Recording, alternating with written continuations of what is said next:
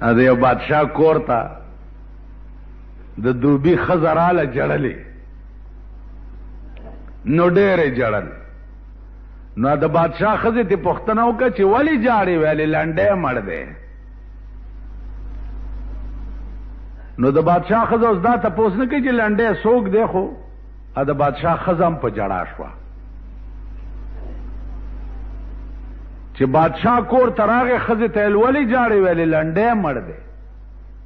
نو بادشاہ هم اوس پوښتنه نه کوي، هم په جړا شو. دربار ته راغی، صاحبه کابینې میټینګ لګېدلی دی. اول خو په دې کلو ملو کې چې دا تاسو اوسېږئ د شرمېدلي قوم ته ووایئ چې دا صوبایي اسمبلي چې شروع تاسو ورته بار په دې سړک ولاړ سلی ته خدایم په شرمونه وشرموه.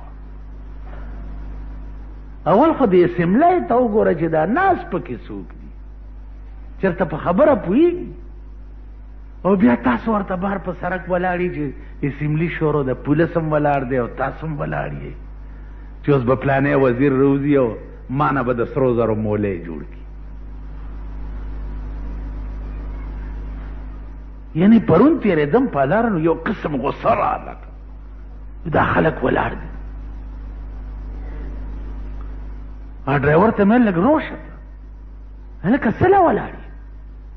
وایي جي اسمبلي شروع ده. نو ما اسمبلي دې کپر وخوره نو ته څه کوې؟ وزه ورک شه که نه غول راوالی وخورئ. شرمېدلو خو دې وزیرانو ته مه ودرېږئ او نه والله که څه درکړي، که ورکوي یې دوو کسو له یې ورکوي، یا یې فوجیانو له ورکوي یا یې مولیانو له ورکوي. چا نه چې یره کېږي چې دا راپسې کېږي.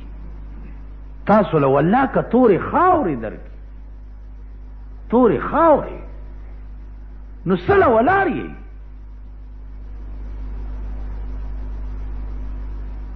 نو بادشاہ اوس دا پوښتنه نه کوي چې لنډی څوک دی، هم په جړا شو چې اسمبلی ته راغی. قائد ایوان هم بادشاہ چې جاړي صاحب ورسره میاں اقبال هم په جړا شو.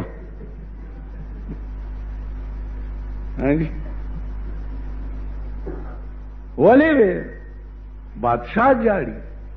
چل څه شوی دی؟ بادشاہ ته وی جی لنډی مړ دی. مړه ټوله کابینه په جړا ده.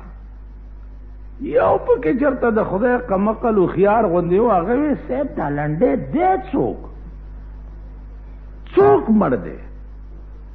بادشاہ وی خبر نه یم، خو چې کور ته لاړم ښځې مې جړل چې لنډی مړ دی، بس زم په جړا شو. وی جي لږه پته خو کوي چې کور ته راغی ښځې ته وی چې ښځې دی لنډی څوک دی؟ ویل خبره نه یم، د دوبي ښځه راغلې وه، هغې وی چې لنډی مړ دی. نو جړلې زم په جړا شو چې د دوبي ښځه یې راوغوښته چې کور دې وران شه، ټوله باچهي په جړا ده، دا لنډی څوک دی؟ هغې وی لنډی زما د مېړه یو خر و.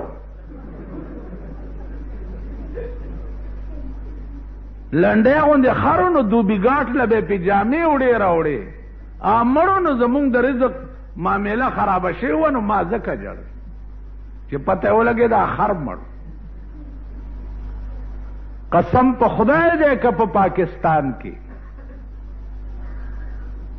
د دوبیګاړ د خر عمره جړام د انسان په مرګ باندې شته که شته؟